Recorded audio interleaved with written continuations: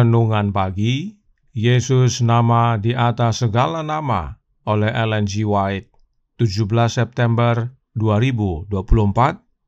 Mari kita berdoa. Bapa kami yang di sorga, Allah pencipta langit dan bumi, laut dan segala isinya, Allah yang maha besar, maha kuasa, sumber segalanya, yang kami sembah selalu melalui anak-Mu yang tunggal, Yesus Kristus. Terpujilah Yesus, anak Allah yang maha tinggi, yang adalah Raja dalam kebenaran. Pada pagi hari ini kami bersyukur boleh bangun dan berbakti, dan sebagaimana membaca dan mendengarkan nasihat firman-Mu, kiranya ini menjadi sukacita bagi kami semua, sebab yang melayakkan kami untuk dapat berdiri di hadapan Bapa adalah jasa-jasa Yesus, kebenaran Kristus dalam hidup kami. Beserta kami sepanjang perbaktian ini, kehendak-Mu yang jadi.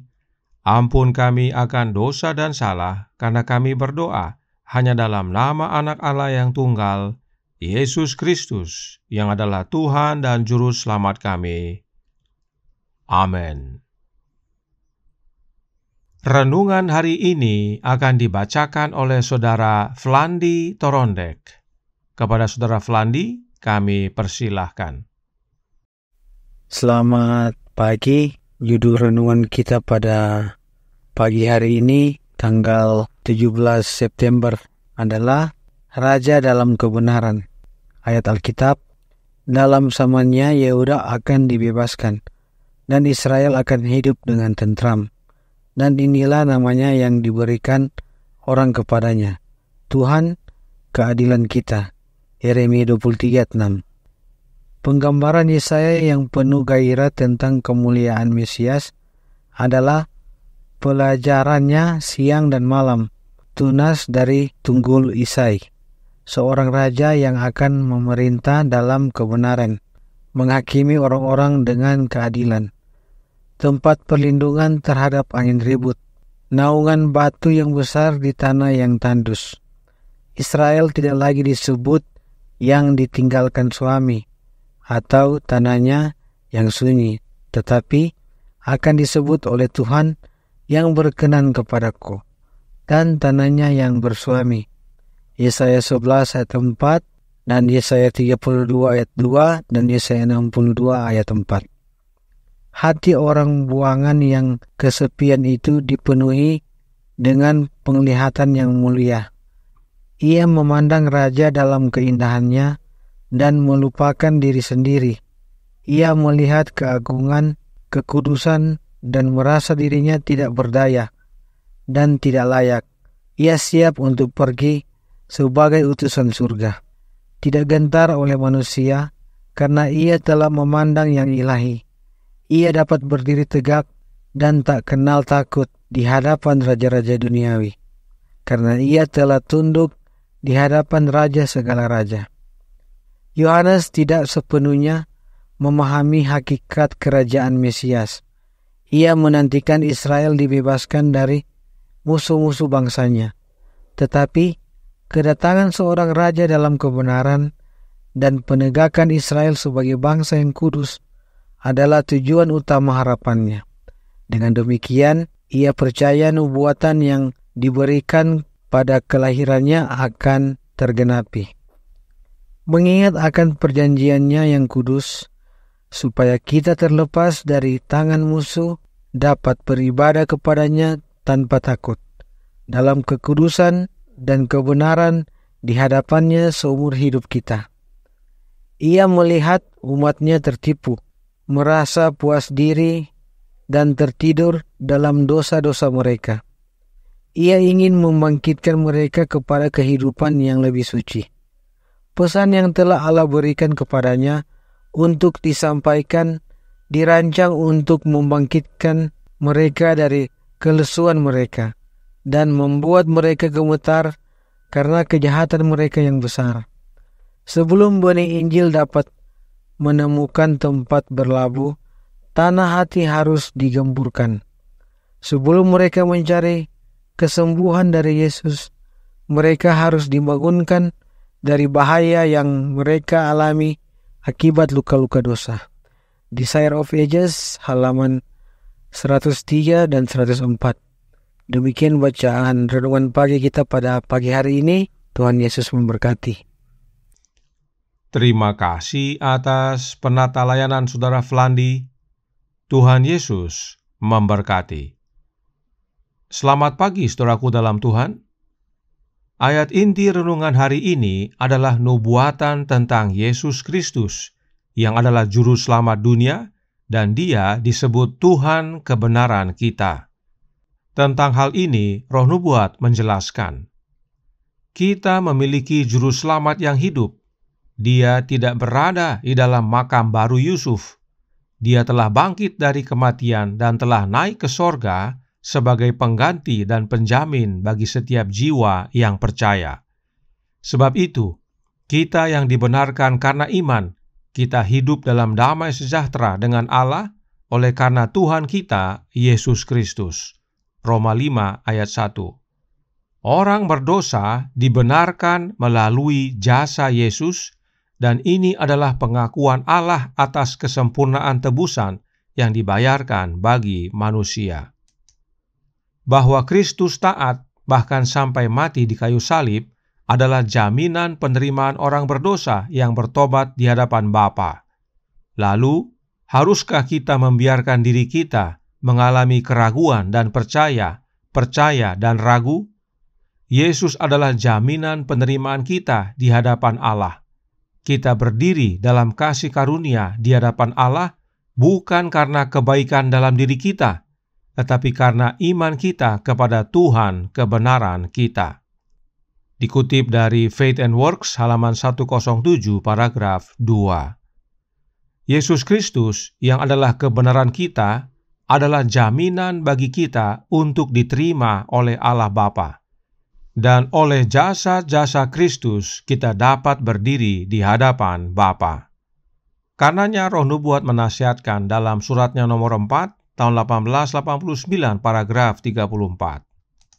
Banyak orang merasa bahwa kesalahan karakter mereka membuat mereka tidak mungkin memenuhi standar yang telah ditetapkan Kristus.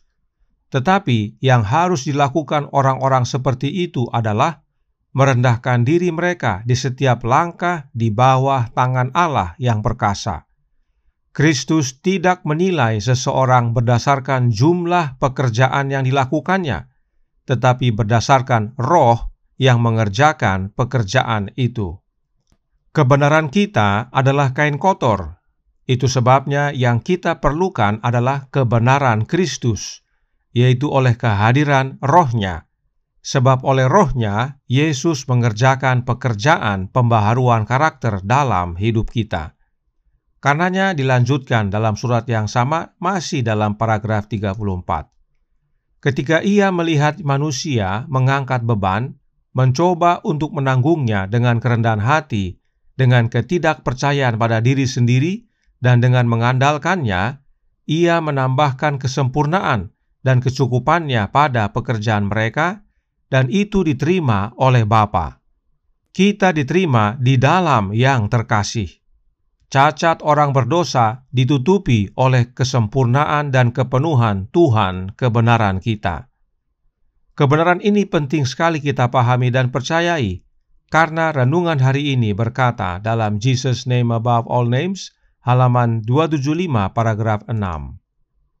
Ia melihat umatnya tertipu, merasa puas diri, dan tertidur dalam dosa-dosa mereka. Ia ingin membangkitkan mereka kepada kehidupan yang lebih suci. Pesan yang telah Allah berikan kepadanya untuk disampaikan, dirancang untuk membangkitkan mereka dari kelesuan mereka dan membuat mereka gemetar karena kejahatan mereka yang besar. Sebelum benih Injil dapat menemukan tempat berlabuh, tanah hati harus digemburkan.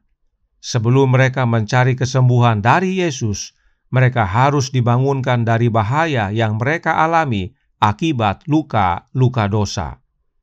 Dan bila kita sadar akan kondisi kita yang luka akibat dosa, sadar bahwa kita harus bangun dan menerima kesembuhan dari Yesus, Roh Nubuat lanjutkan dalam surat nomor 4, paragraf 34 yang berkata, orang-orang yang dengan kemauan tulus dan hati yang penuh penyesalan berusaha dengan rendah hati untuk hidup sesuai dengan tuntutan Allah, dipandang oleh Bapa dengan kasih yang lembut dan penuh belas kasihan.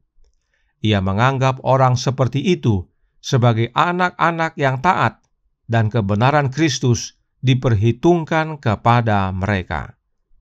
Inilah dasarnya Yesus disebut Tuhan kebenaran kita, sebab kebenaran Kristuslah yang dihisapkan kepada kita.